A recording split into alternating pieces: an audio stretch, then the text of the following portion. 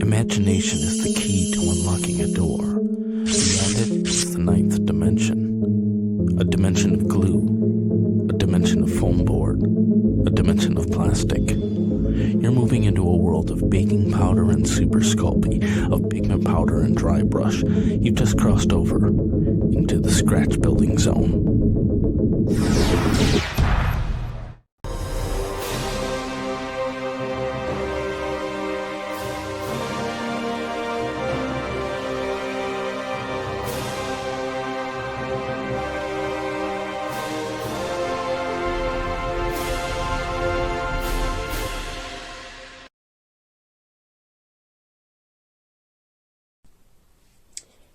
This week's build is from a challenge set by one of my viewers, Mark Kevin, who asked me over on Instagram if I could write supercalifragilisticexpialidocious on a build.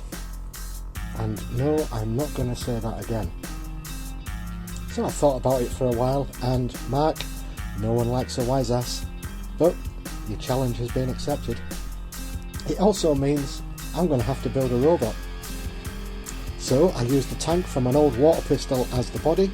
I wanted it to look like it was floating, so I attached a base with a wire to it. I'm using the triple combo of glue, baking powder and accelerant to give it a strong, nice bond. I found the cardboard to be too thick, trying to bend it round the tank, so I grabbed the styrene and that was thin enough and fitted nicely. So I just used the stencil from the cardboard and stuck some styrene onto the water tank.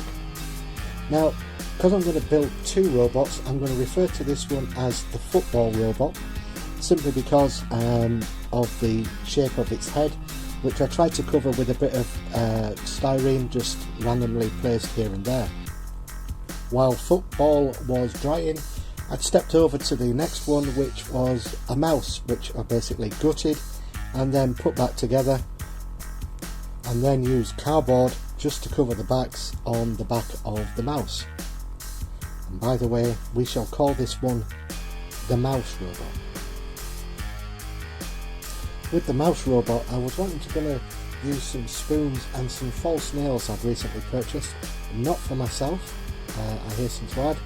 It's purely for building stuff with, so this one is going to be sort of more of a futuristic looking robot come sort of drone sort of thing.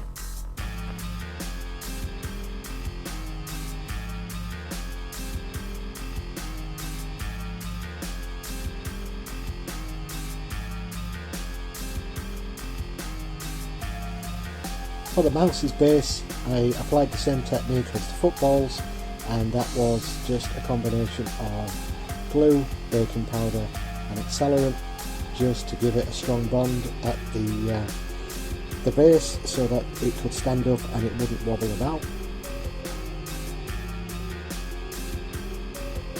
I cut apart an old USB cable and then gutted the insides of the cable because I wanted the plastic shell, because the hole that was in the mouse was just slightly too big for the actual wire that I put on its base, so this just slotted on nicely.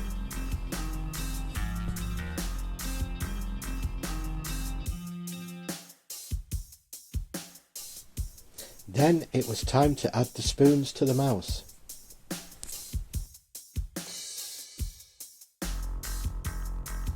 I glued the spoons to the mouse to make it look like it had some sort of wings that could open and close.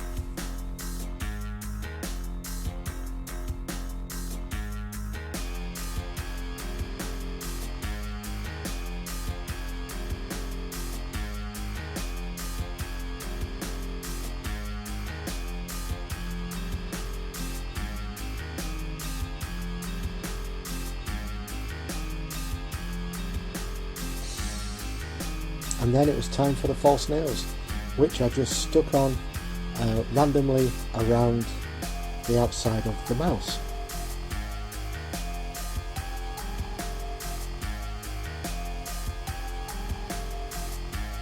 I thought it was ample time that I got out the airbrush and started practicing with the airbrush, so I got the masking tape out, made a go faster stripe just to make the mouse more interesting, then hit it with a light blue.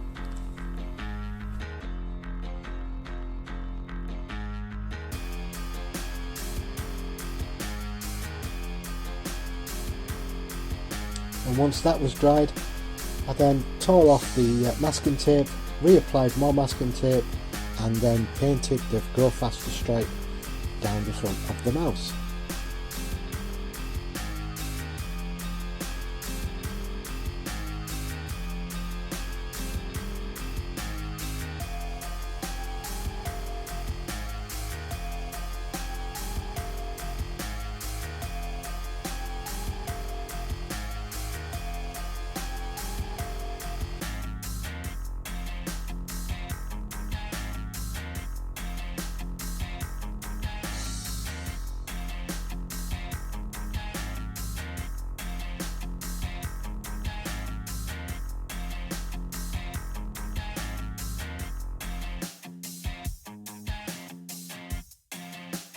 I thought it'd be cool if the tips of the false nails had the same colour as the Go Faster stripe, so I just lightly covered all the nails and the spoons with this, I think it's like a brownish colour, and then hit the Go Faster stripe. I wasn't really bothered because I was going to do a lot of weathering on it, and just left that to dry.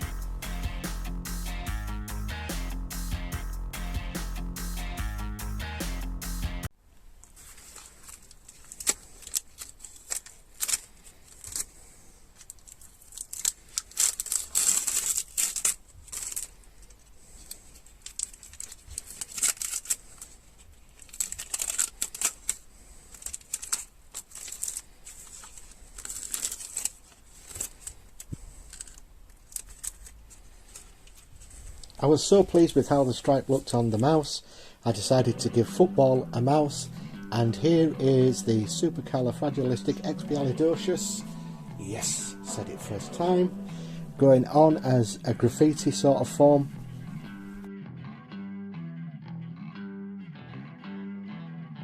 I had to do the writing this small simply because the robot wasn't big enough, and then just randomly covered the rest of the robot with random graffiti and words and letters.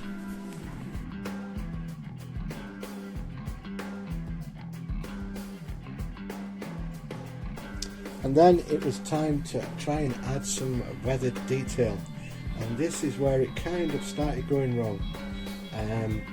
Obviously I hadn't done what I've done in the past and watered this stuff down and just took it straight out of the bottle and was cack-handed in some places. I guess you could say I was learning from our mistakes, and I certainly did make some mistakes on this one, but that's what scratch building's all about, learning and making mistakes along the way, so when you get to the next one you've learnt something new and you won't make the same mistake twice. Mouse was looking too clean, so basically just got some black in the airbrush and dirtied him up a little bit. I didn't put any graffiti on this one, I just liked the way he looked, how he looked, and just used the black just to tone down the colour.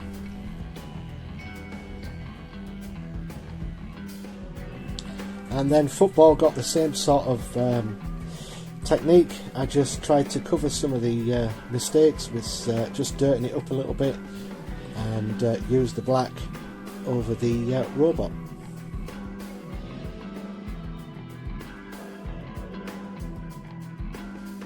Then it was just a simple case of just adding some numbers to them. Football became number 6. Somebody asked me again over on Instagram if these numbers on all my builds mean something. Maybe they do, maybe they don't. Who knows? Mouse got a number, and then that was basically how I did 2 robots, a bit of weathering, and also got the challenge in on one of the robots.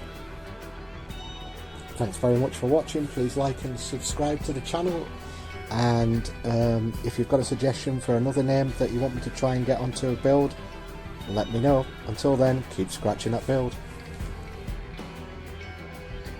And if you could, try and keep the word short for me next time. Thank you.